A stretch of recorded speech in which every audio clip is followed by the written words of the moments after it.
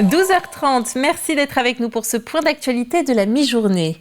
Le 1er janvier 2024, les communes déléguées de Loie et de Sainte-Florence quitteront la commune d'Essart-en-Bocage. Séparément, Loie et Sainte-Florence redeviendront donc indépendantes. Le mariage date d'il y a 8 ans. Cependant, depuis quelques années, une expression collective forte venue de ces deux communes déléguées a poussé la préfecture de la Vendée à prendre 2 arrêtés redéfinissant les limites de la commune. Le divorce est consommé. Grégoire de Châtillon s'est rendu sur place. On a méprisé le conseil municipal et on a méprisé la démocratie en même temps. Et ça, c'est grave.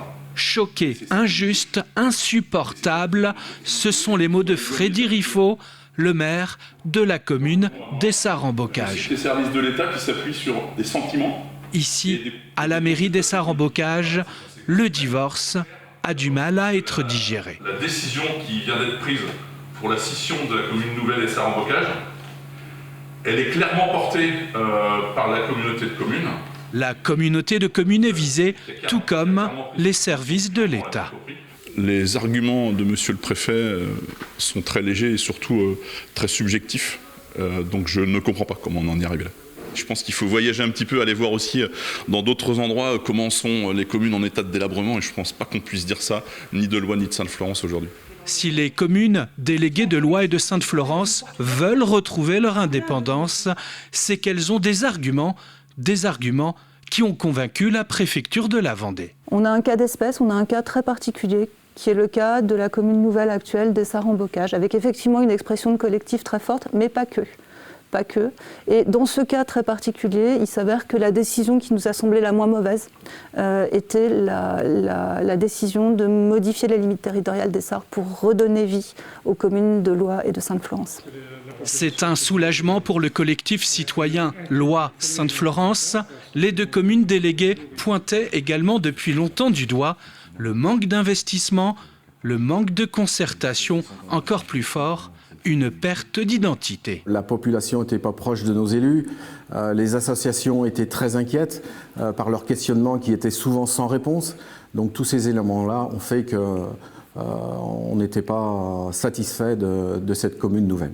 3 ans de procédure, 2 pétitions déposées à 1 an d'intervalle et signées par plus de 70% des électeurs de Loie et de Sainte-Florence auront largement pesé dans la balance.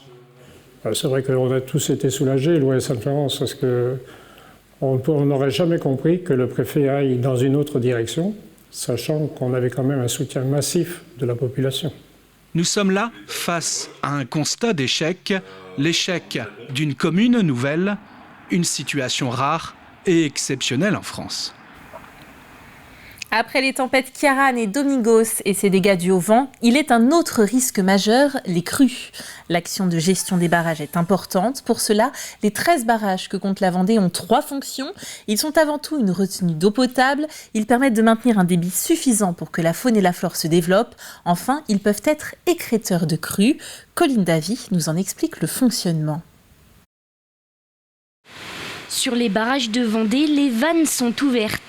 À Moulins-Papon comme à Mervan, ces barrages ont pour mission première de constituer une retenue d'eau potable pour l'été. Mais à l'approche de l'hiver, ils permettent aussi de réguler les flux dans les cours d'eau en faisant tampon lors d'une brutale arrivée d'eau.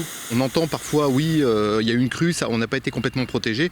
Les barrages ne sont pas dimensionnés pour ça. On ne peut pas protéger contre toutes les crues. Et avoir des crues à un moment, c'est normal. On n'a pas des barrages anti-crues, ça c'est pas du tout le cas.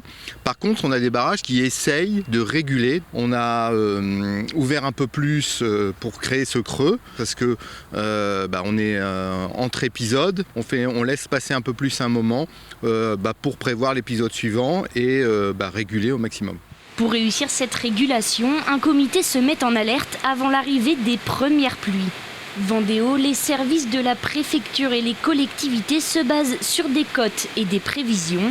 Ils évaluent les risques de crue et peuvent ainsi définir où et comment ouvrir les vannes. C'est pour ça que nous avons besoin des services de Météo France pour être prévenus le plus en amont possible. On va avoir une problématique de X quantité d'eau qui va arriver, donc il nous faut déjà commencer à relâcher plus d'eau qu'on en relâche pour pouvoir accepter cette onde de pluie qui arrive. C'est tout un groupe de travail qui, à partir du moment où on sent arriver les crues, se met en marche. Avec Ciarán et Domingos, c'est ce processus qui avait été enclenché. Pas d'inondation majeure donc malgré les pluies brutales, mais cela est aussi dû à la période. On n'a pas eu de soucis parce que nous sortions d'une période de sécheresse. Donc si vous voulez, ces 270, 250, 300 mm qui sont tombés sur le département, selon la zone géographique où on se trouve, sont arrivés sur des sols secs, des sols qui avaient besoin d'eau. Donc les premiers 100 mm ne sont pas arrivés dans nos cours d'eau quasiment.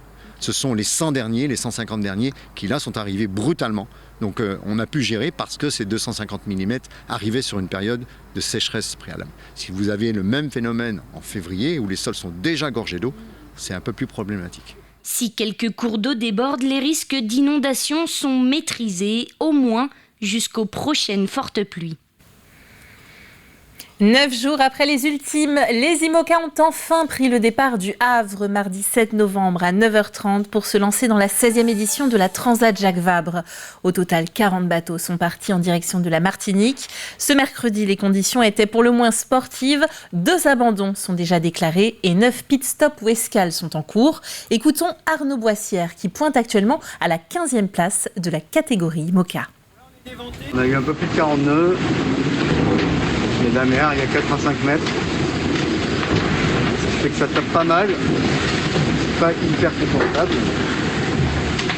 Mais on s'en accommode. Là pour l'heure, on est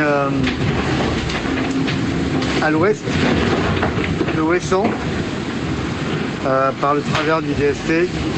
Et on plonge au sud-ouest pour aller dégolfer, voilà.